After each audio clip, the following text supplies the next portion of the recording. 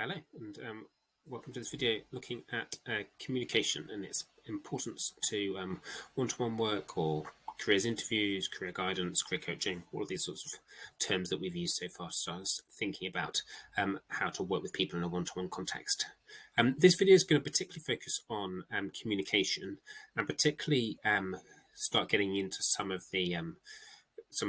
the core principles behind what good communication looks like in a one-to-one context.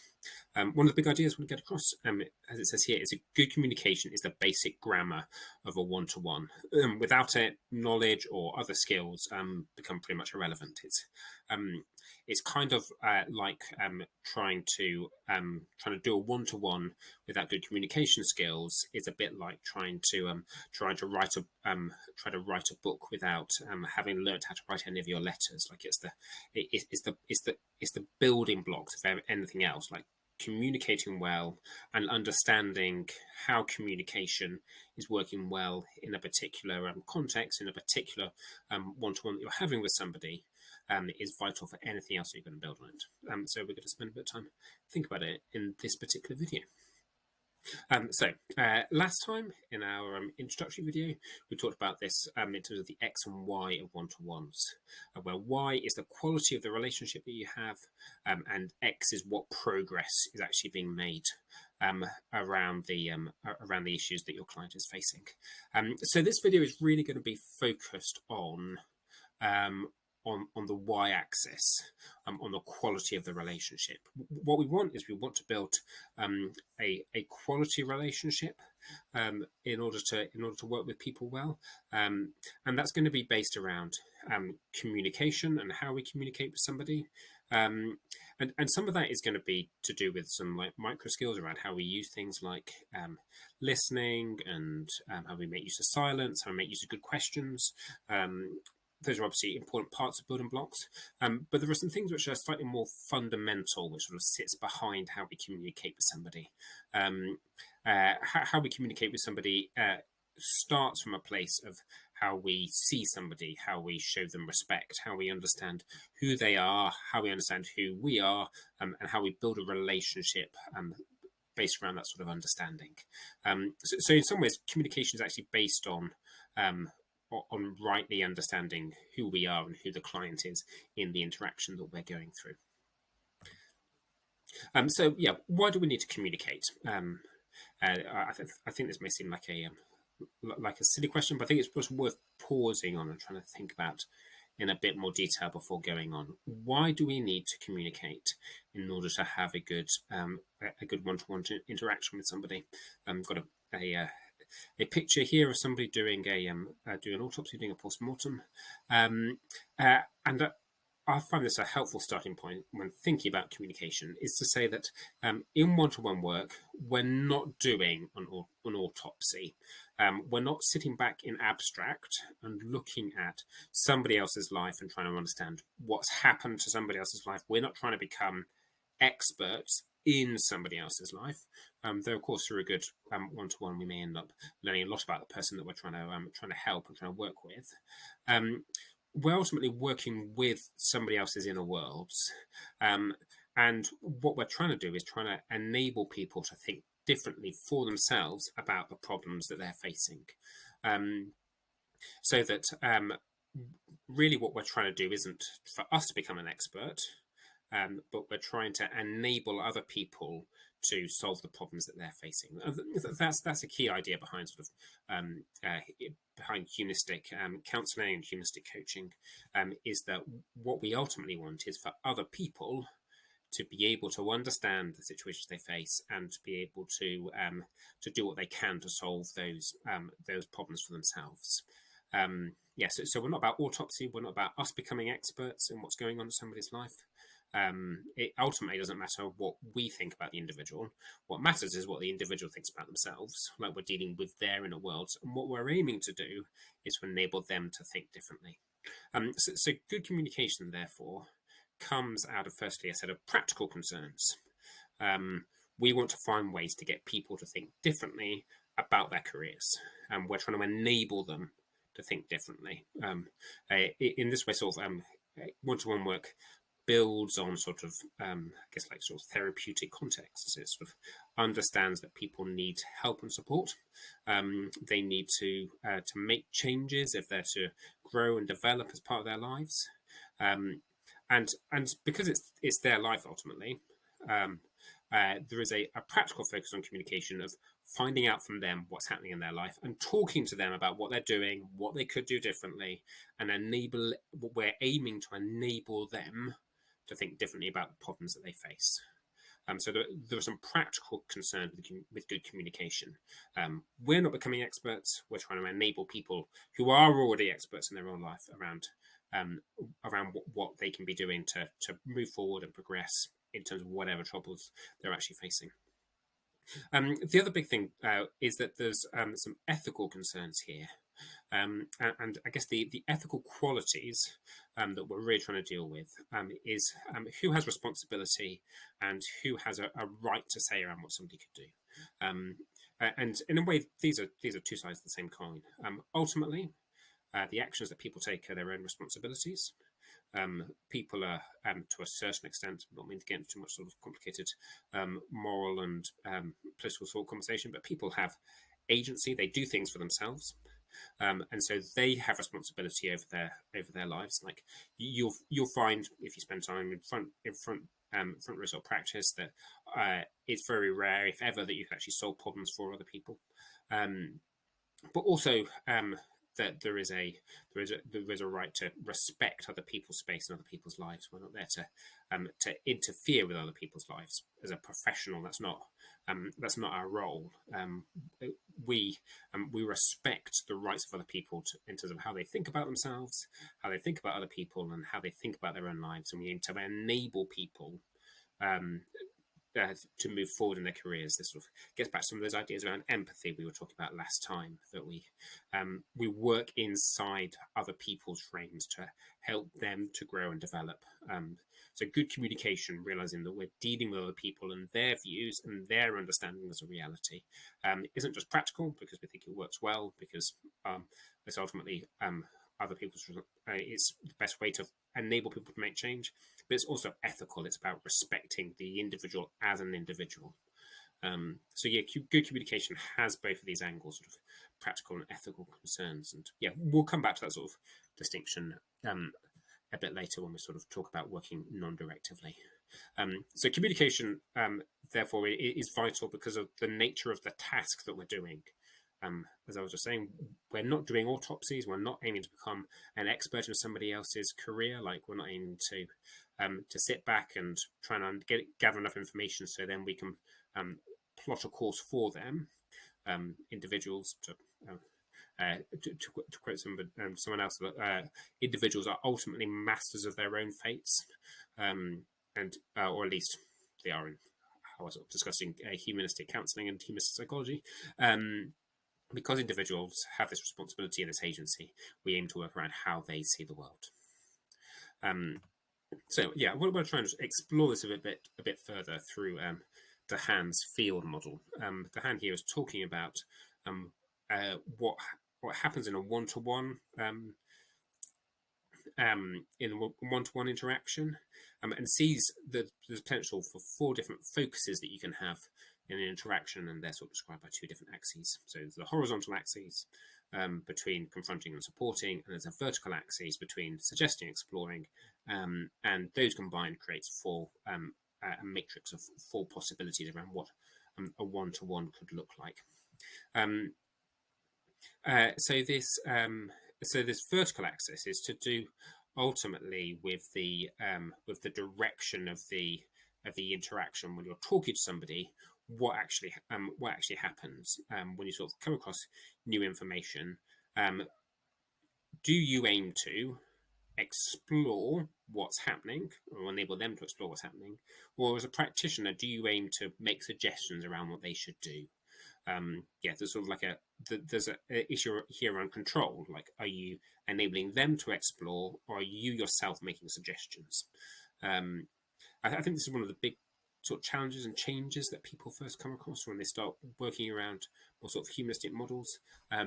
Is to do with, are you making suggestions to an individual around how you could do things differently, or is there more of a focus around exploration and enabling them to understand situations for themselves? The other axis is to do with the nature of the interaction. Sort of, are we moving where people are either being supported to develop new ideas for themselves, or are they aiming to, or are they being confronted by you as a practitioner? Are you sort of coming up with challenges for them to resolve and work through, or are you in fact taking more of a supportive role of enabling them to move forward? These different axes create these different potentials. As a career practitioner, you might end up working around any of these 4 different areas, but we're probably more interested in stuff on the right-hand side of the quadrant, more to do with supporting an individual, to do with finding their strengths, working out what you could be doing to help them move forward, rather than pointing out weaknesses and challenging them to make change. Though challenge can on occasion be an important part of your toolkit. We're more going to work around the supportive end of the quadrant, so either a solution focused or a person focused approach, but we're going to be particularly sort of concerned about this distinction around are we aiming to help people explore what's happening or in order to move forward, or are we going to make suggestions ourselves? There's a distinction here between sort of solution focused and person focused. I mean, really sort of strict humanistic work. We're aiming to ultimately be person focused. That's what people like Rogers would have initially talked about, where our role is supportive, building on strengths, and exploring, enabling them to arrive at understanding ourselves. But some more sort of coaching-based practices are slightly more solution-focused in their approach. But I think the big thing to start getting your head around is sort of these 2 different quadrants and how they, or these 2 different axes and how they work differently. Sort of, your role should mainly be about supporting, building on strengths, and there should be a lot of exploration going, enabling somebody to gain an understanding for themselves, rather than you being the person who becomes an expert and tells them what to do. Sometimes there might be a solution-focused approach, which is more about you coming up with suggestions of actions they could take, but we want to give them as much opportunity and as much space to think through things for themselves. This leads to a number of sort of key terms, which we just want to sort of run through. Is like these are key ideas that you'll come across, and then we're going to finish by looking at a few particular examples of communication.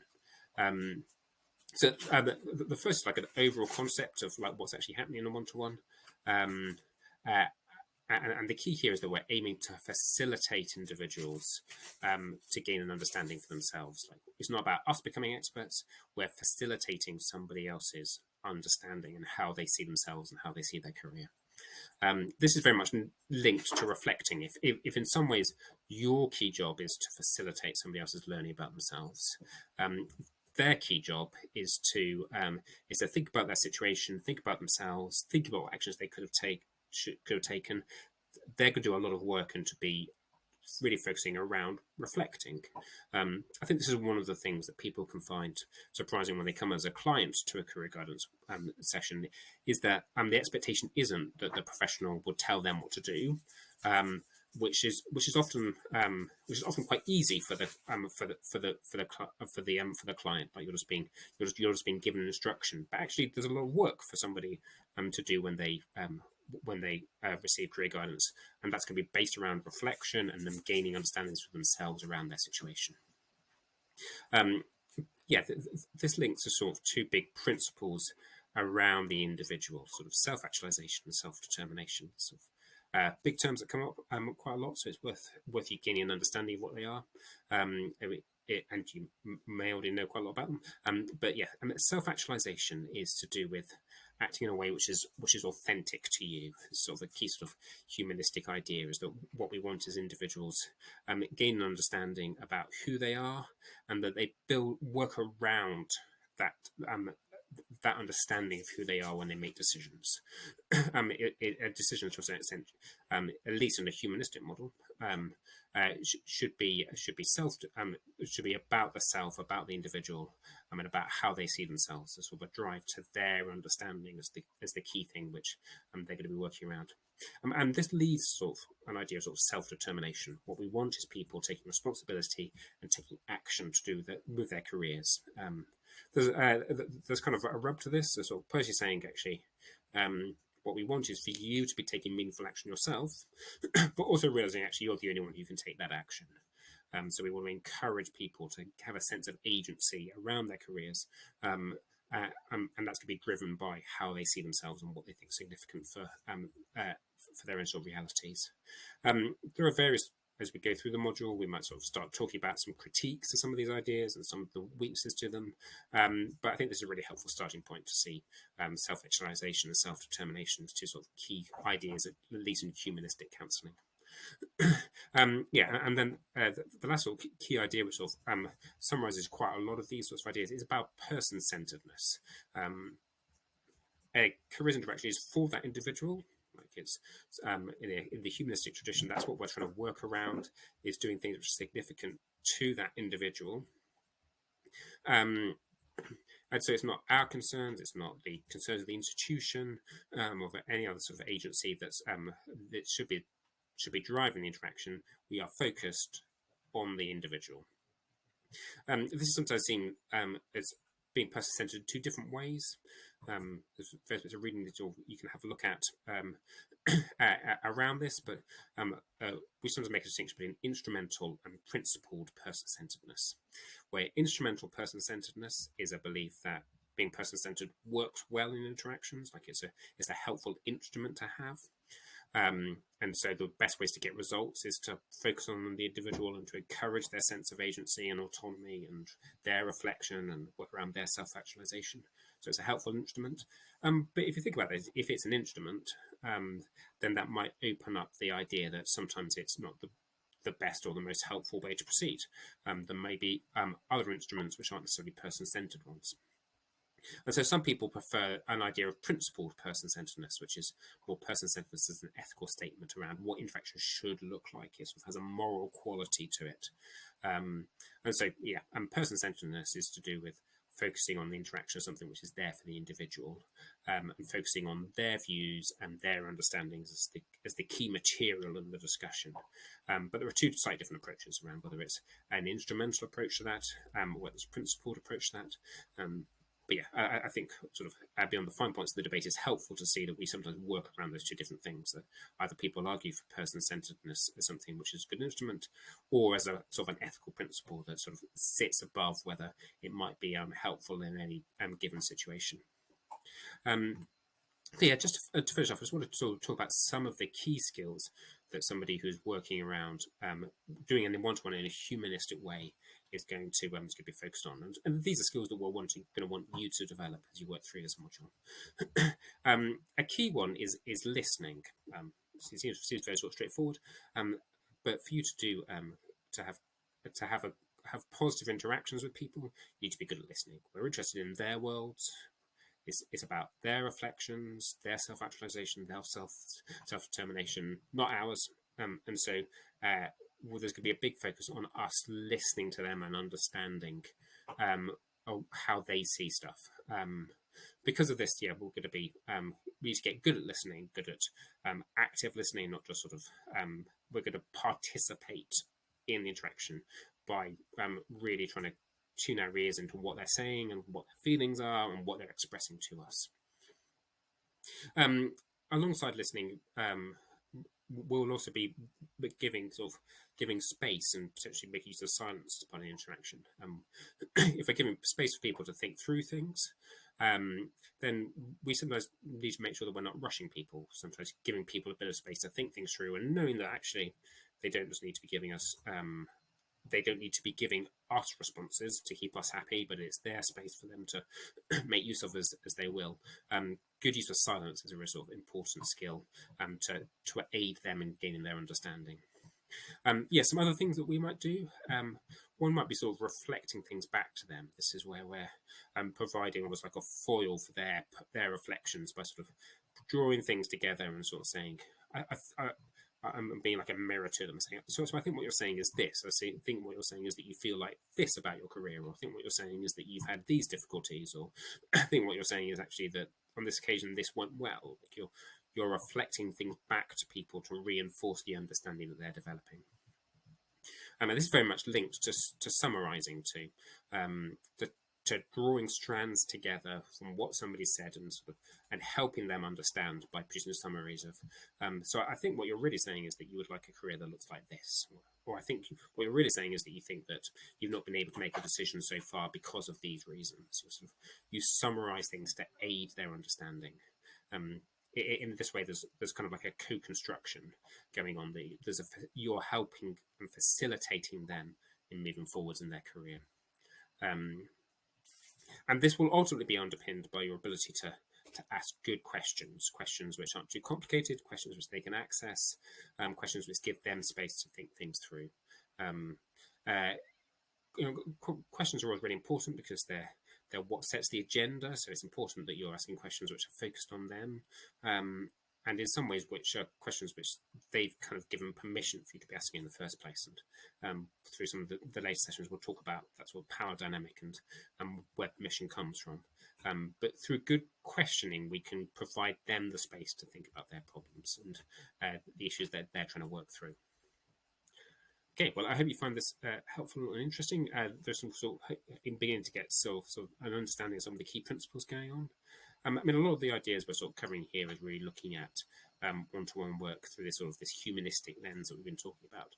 And it's not to say that there aren't other ways of approaching things and thinking about things, but this is very much the one that a lot of career guidance work is based on, and sort of its practice sort of starts with. So it's the one that we're started with when looking through this module. So yeah, hope you find that interesting.